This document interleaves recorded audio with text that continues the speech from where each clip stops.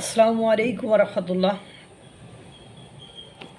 সেদিন আমি বঙ্গবীর কাদের সিদ্দিকী নিয়ে একটা বক্তব্য ছেড়েছিলাম বা ভিডিও ছেড়েছিলাম।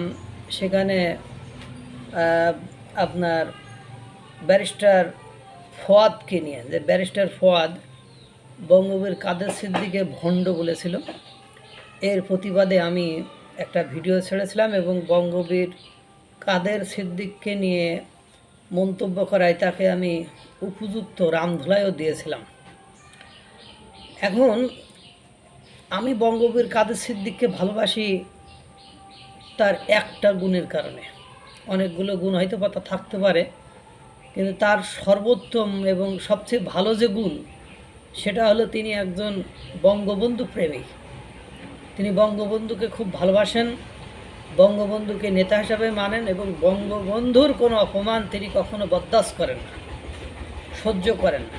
বর্তমান সময়ে এসে যখন বঙ্গবন্ধুকে নিয়ে কোনো রাজনৈতিক ব্যক্তিত্ব, কোনো মুক্তিযোদ্ধা, শুধু অ্যাডভোকেট ফজলুর রহমান উনি মাঝে মাঝে বলেন, তাছাড়া বাংলাদেশের বুকে, বাংলাদেশের থেকে বঙ্গবন্ধুকে নিয়ে কোনো স্বীকৃত রাজনীতিবিদ কথাবার্তা বলেন না এবং তার অপমান অপদস্থের কোনো প্রতিবাদও করেন না। সে ঠিক সেই মুহূর্তে বাংলাদেশে বঙ্গবন্ধু জায়গাটা, স্থানটা, আসনটাকে সুন্দর করে মানুষের কাছে উপস্থাপন করা, উপলব্ধি করানোর যে সক্ষম ব্যক্তি, তিনি হলেন বঙ্গবীর কাদের সিদ্দিক। তিনি গতকাল টাঙ্গাইলে একটা স্মরণ সভায় অংশগ্রহণ করেন এবং তিনি বলেন, আমি যখন রাস্তা দিয়ে আসছি তখন দেখছি যে বঙ্গবন্ধু শেখ মুজিবুর রহমানের একটা প্রতিকৃতি তৈরি করে সেটাকে পুড়িয়ে দিচ্ছে, সেটার গলায় জুতা দিচ্ছে, অবমাননা করছে, ইত্যাদি ইত্যাদি ইত্যাদি। এবং সারা বাংলাদেশে 32 নম্বর ভাঙাসহ,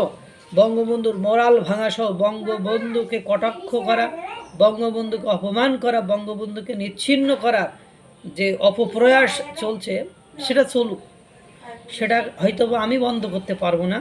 কিন্তু কথা হলো, বঙ্গবন্ধু এমন একজন ব্যক্তি যাকে কখনো মানুষের মন থেকে, হৃদয় থেকে, বাংলাদেশের মানুষের মন থেকে, হৃদয় থেকে আপনারা মুছে ফেলতে পারবেন না।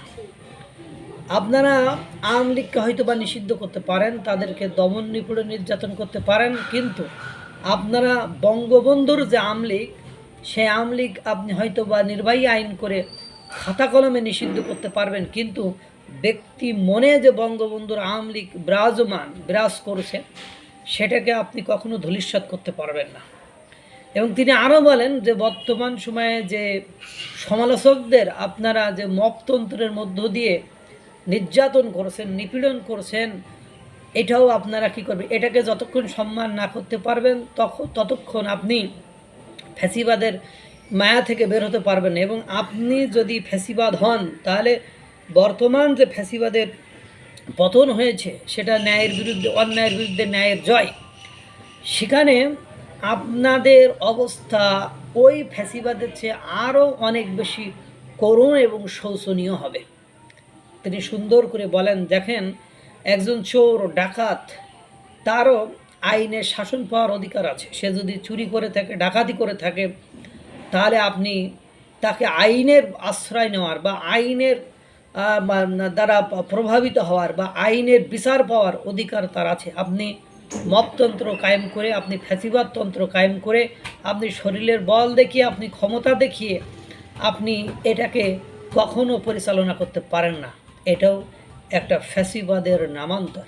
তো এই যে বঙ্গবন্ধুকে মানুষের মন থেকে, অন্তর থেকে মুছে ফেলা যাবে না, হয়তোবা বইয়ের পৃষ্ঠা থেকে তাকে তুলে দেওয়া যাবে, হয়তোবা ওই মাথার উপরে থাকা ছবিটা, সরকারি অফিস আদালতে মাথার উপরে থাকা ছবিটা নামানো যাবে, হয়তো বঙ্গবন্ধুকে টাকা থেকে, যে টাকা আছে সেই টাকা থেকে মুছে ফেলা যাবে, কিন্তু বঙ্গবন্ধু যে বাংলাদেশের মানুষের মনের হৃদয়ে বসে আছে, মণিকোঠায় বসে আছে, সেটা আপনি কখনো মুছে ফেলতে পারবেন না। এবং বঙ্গবন্ধুর আওয়ামী লীগকে আপনি কখনোই নিষিদ্ধ করতে পারবেন না। এই যে একটা কঠিন বক্তব্য বর্তমান সময়ে এসে, যেখানে আওয়ামী লীগের পক্ষে নয়, বঙ্গবন্ধুকে নিয়ে, যেখানে বঙ্গবন্ধু ধানমন্ডি 32 নম্বরকে ভাঙা হয়, যেখানে ঢাকা বিশ্ববিদ্যালয়ের ভেতরে মেট্রো রেলের পিলারে আঁকা বঙ্গবন্ধুর প্রতিকৃতি থেকে জুতা নিক্ষেপ কর্মসূচি হয়, যেখানে রং মারা কর্মসূচি হয়, যেখানে বঙ্গবন্ধুর নাম সমস্ত স্থাপনা থেকে বদলি করে মানে পাল্টিয়ে দেওয়া হয়, যেখানে বঙ্গবন্ধুর মোরালে জুতা ঝুলিয়ে বুলডোজার দিয়ে বঙ্গবন্ধুর মোরালগুলো ভাঙা হয়, যেখানে বঙ্গবন্ধুর রাজনৈতিক আদর্শ, যেখানে বাংলাদেশ বিনির্মাণের, বাংলাদেশ গঠনের, বাংলাদেশের স্বাধীনতা অর্জনের সকল প্রচেষ্টা যে বাড়িতে বসে করা হয়েছিল, সেই বাড়িটিকে যখন ভেঙে ফেলা হয় বুলডোজার দিয়ে, তাও সিটি কর্পোরেশনের জনগণের টাকায়, সরকারের বুলডোজার দিয়ে, বাইরের দেশের বসে থাকা প্রবাসীদের ইন্ধনে এবং ঈদ মোবারক স্লোগান দেওয়া হয়, যখন বঙ্গবন্ধুকে নিয়ে কেউ মুখ খোলে না, বঙ্গবন্ধুকে নিয়ে মুখ খুললে মানুষকে কারাগারে যেতে হয়, বঙ্গবন্ধুকে নিয়ে মুখ খুললে মানুষকে অপদস্থ হতে হয়, ঠিক সেই সময় বঙ্গবীর কাদের সিদ্দিকী বঙ্গবন্ধুকে নিয়ে যে কড়া ভাষণ দিয়েছে, এই জন্য বঙ্গবীর কাদের সিদ্দিকীকে স্যালুট। এবং এই কারণেই আমি বঙ্গবীর কাদের সিদ্দিকী নিয়ে ব্যারিস্টার ফুয়াদ মন্তব্য করাই রামদাই দিয়েছিলাম।